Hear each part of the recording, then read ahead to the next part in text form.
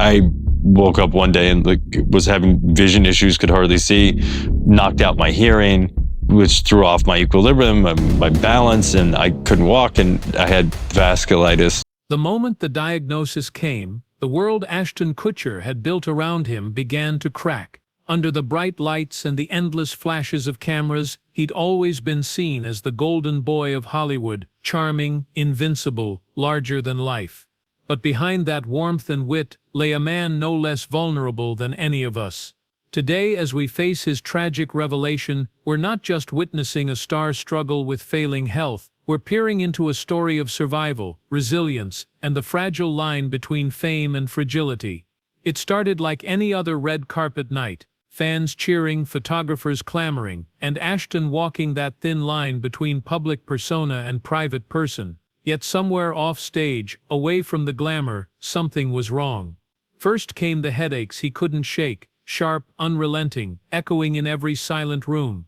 Then the dizziness that stole his balance, and the muffled ringing that turned laughter into distant thunder. Ordinary tasks became steep hills, walking across a studio lot, bending to tie a shoelace, even opening a jar. For a man whose career thrived on command of his body and presence, these small betrayals cut deepest. When the doctors finally spoke the word vasculitis, it felt both impossibly distant and terrifyingly immediate. A rare disease attacking his blood vessels, inflaming them until every breath felt like sandpaper in his throat. The same blood that fueled the years of stunts, the risks he took for art, now coursed through vessels weakened by an enemy he couldn't see. He lay in that hospital bed, lights too bright, noises too sharp, every beep a reminder of a body at war with itself. He had weathered career setbacks, public scandals, personal heartbreaks, but nothing prepared him for the fear that comes when your own flesh turns traitor. As he drifted in and out of consciousness, memories flooded in. The boy who rushed to his twin brother's side in a hospital hallway, willing to give his own heart, only to discover life's most precious gift could slip through your fingers. The teenager whose misstep at a party cost him his scholarship and nearly killed his dreams. The young husband standing by the side of a devastated Demi Moore, holding her as she mourned a life they never got to hold. Through every heartbreak and scandal, Ashton had shaped himself into a survivor, binding his wounds with ambition and grace under fire. But this was different. This was a war within. Yet even in those darkest hours, a spark remained. A doctor's cautious optimism, a nurse's gentle touch, a text from a friend saying, "We're here, we've got you." Suddenly, it wasn't just him fighting, it was a community rallying behind one of their own. And if this story has a true heartbeat, it's that shared human pulse, the knowledge that none of us stands alone when life threatens to tear us apart. Now as Ashton shares news of his diagnosis with the world, he strips away Hollywood's veneer. No forgiving script, no reshoots, just raw humanity. He speaks not from some spotlit stage, but from a place many recognize, the crossroads of fear and hope. What happens when the man who plays heroes on screen feels powerless? How do you keep moving when your own body betrays your most basic functions? In the next moments, you'll follow Ashton through moments of crisis and reprieve. You'll see the sudden collapse in his living room. You'll hear the tremor in his voice as he admits to a friend over the phone, "I don't know if I can keep this up." And you'll watch as he finds the strength to stand again, to walk to his children's room, to whisper, "Daddy's home." This journey isn't just about a diagnosis. It's about the universal question we all face. If tomorrow could vanish, what truly matters today? Perhaps you've felt your own body betray you. An illness, an injury, a sudden loss that shifts your perspective in an instant. Or maybe you're simply frightened by the thought of vulnerability, of helplessness in a world that often demands strength. And that is exactly why Ashton's story resonates so deeply. It's not a celebrity saga. It's a mirror held up to our own fears and hopes. Before we continue, take a moment. Think of someone you'd run to if the world tilted off its axis, a sibling, a best friend, a partner.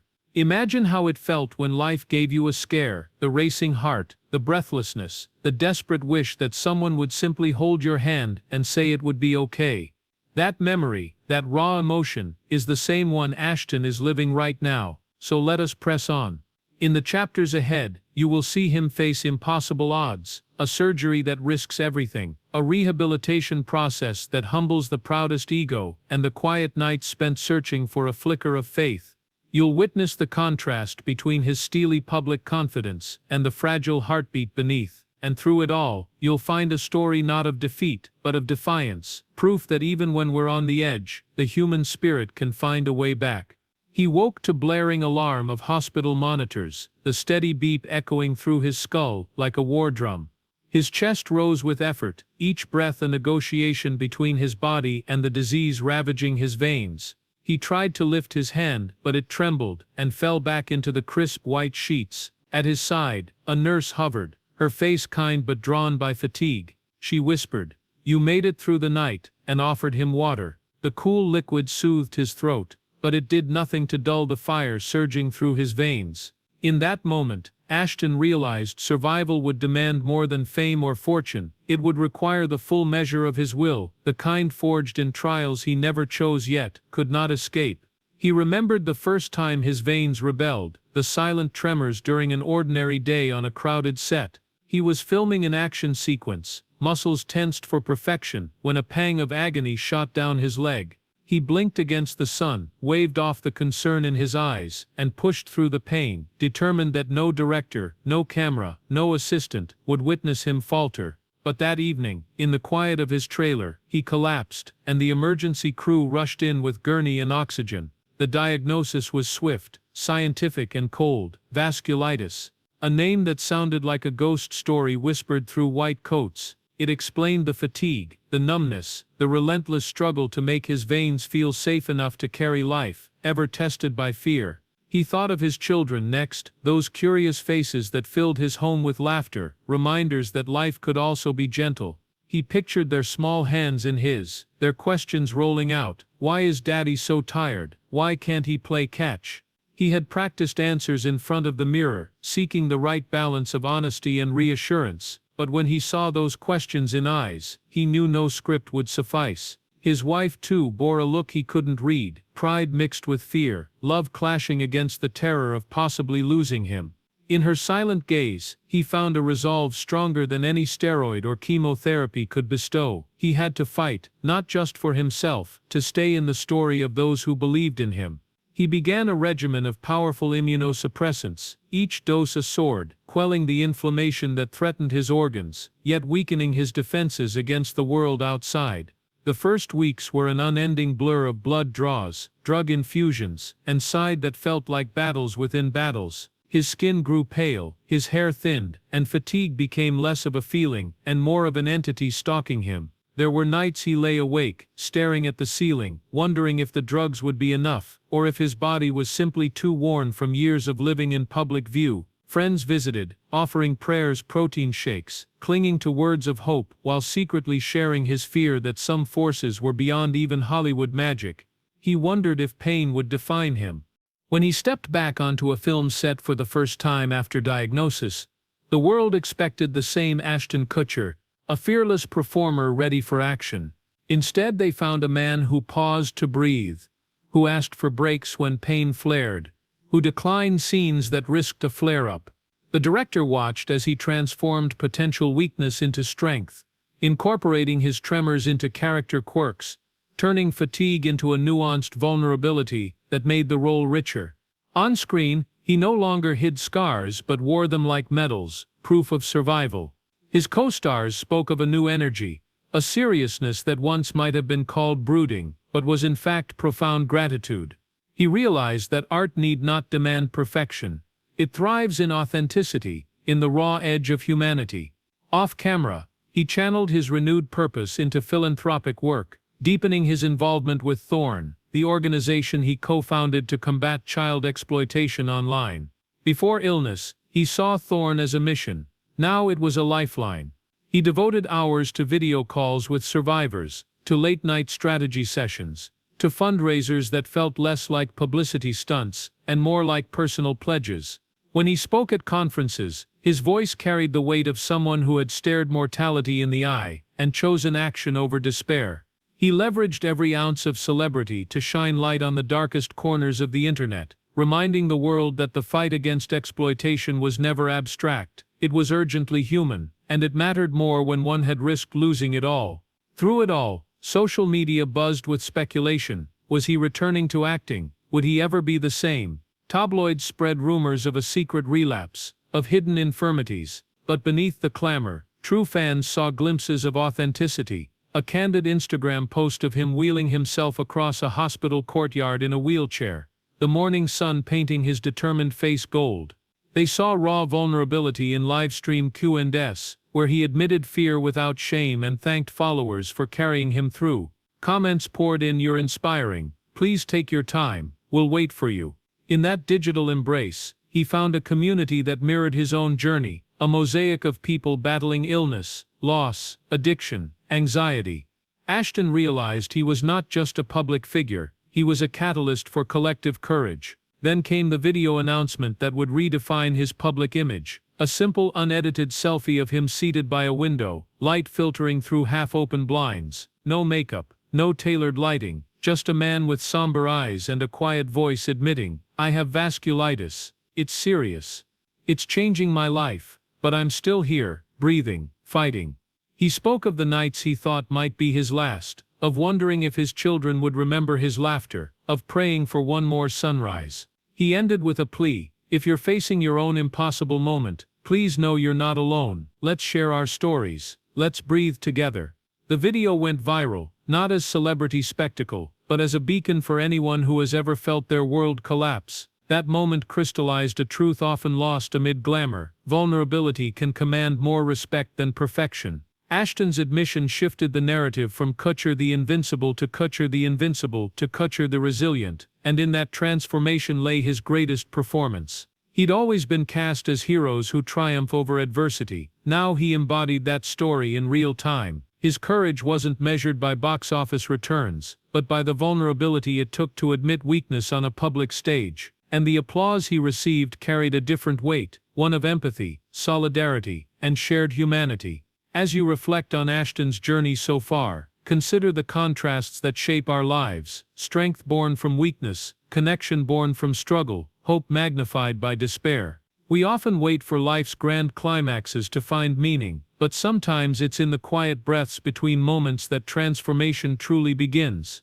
Ashton Kutcher's story isn't just about a tragic diagnosis, it's about the alchemy of human spirit, the power to transmute suffering into purpose. And as we approach the next chapter, prepare to witness a man remaking his life on his own terms, stripped of pretense, guided by gratitude, fueled by an unbreakable will.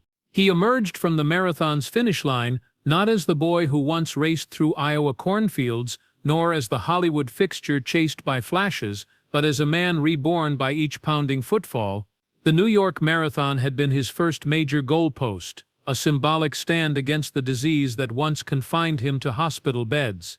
At mile 20, when lactic acid burned his muscles and breath felt like shards of glass in his chest, he thought of his twin brother Michael and the fragile heart that had beaten so awfully close to silence. He thought of the night he collapsed at 21, staring at the yellow police tape, and then of the days spent relearning life's simplest tasks. In that crucible of pain and perseverance, he discovered a truth he'd long hidden behind charisma. Sometimes the greatest triumph isn't victory over an opponent, but over one's own doubt. By mile 26, as the crowd's roar crescendoed, he crossed the finish line and collapsed into the arms of volunteers, arms that lifted him, not because he was a star, but because he was human, and that was enough. A photographer caught his grin, exhausted, tear-streaked, purified by struggle. That image spread across social media, not as proof of celebrity, but proof that if someone with everything to lose could fall and rise again, perhaps any of us might find the strength to stand. And in those days after the race, when his calf muscles ached and the soreness seeped into every joint, he felt something shift inside, the realization that life's real finish lines are those we cross with our wounds laid bare, turning personal scars into signposts for hope. His return to the screen was equally transformative. Filming a new drama, he approached his character through the lens of illness, infusing scenes with the tremor of vulnerability, the uncertainty of someone who's seen mortality's unmasked face. Directors who once sought his swagger now asked him to sit in silence on camera, trusting that the weight of unspoken fear would speak volumes. Behind the scenes, he taught young actors how to harness authenticity, guiding them to lean into their own histories, to find strength in shattered pieces. The studio walls, once echo chambers of applause, became classrooms of empathy, and as he listened to the crew discuss his courage, he realized that fame's loudest applause is often the quiet nod of someone seeing their own fight reflected back. Offset, Ashton's focus deepened on Thorn and its mission to protect children from exploitation. He launched a digital summit, gathering tech leaders, survivors and policymakers for urgent dialogue. During one keynote, his voice cracked as he shared the night he thought his own life might slip away, and how in fighting for himself, he found the resolve to fight for others. He revealed data, thousands of images trafficked daily, children whose tears went unseen in the dark corners of the web.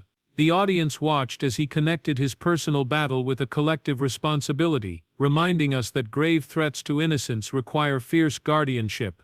His message was simple: if vulnerability deserves protection, then we must defend those who have none. Amid these professional strides, Ashton rebuilt the sanctuary of home. His children's bedrooms, once canvases of nursery rhyme innocence, now held mementos of resilience: a framed photo from the marathon, a hand-painted heart by his daughter, cards from fans marked "Keep Going." Family dinners became ceremonial. No phones, no scripts, only conversation about triumphs and fears. One night, his son watched him peel an orange, the segments glistening in kitchen light. He asked, "Dad, are you still sick?" Ashton knelt beside him, drew a deep breath, and said, "My body is healing, buddy, but every scar reminds me how precious health is." His wife watched from the doorway, tears in her eyes, and in that moment, they stood as partners who'd faced the abyss and chosen one another again. As the seasons changed, Ashton's public persona shifted from untouchable star to accessible fellow traveler. He hosted Instagram Lives on days when fatigue felt overwhelming, sharing real-time updates, letting viewers see tremors in his hands, pausing to catch his breath between words, then pressing on with a gratitude that grounded every phrase. He answered questions on coping mechanisms, on what it felt like to relearn a walk, to reclaim a laugh. The comments overflowed with Me Too stories: survivors of cancer, veterans with PTSD, parents caring for sick children, finding solace in the admission that struggle is universal. For a community starved of raw connection, Ashton's openness became oxygen. Through all this, the contrast between his early career persona, smiling boy next door, fearless prankster, and the man who now paused to raise his voice in advocacy, teach empathy on set, and fight with every fiber of being for life, could not be starker. Yet rather than a fall from grace, it felt like an ascent into deeper humanity. Audiences responded not to the illusion of perfection, but to his willingness to show imperfection. And in that paradox lay the magnetic pull of his journey. A Hollywood legend whose real métier became vulnerability, whose blockbusters were daily acts of courage. As the sun set on another day in his remarkable story, Ashton often found himself sitting by his office window, looking out at the city lights and tracing the lines of a skyline he once thought of as pure fantasy.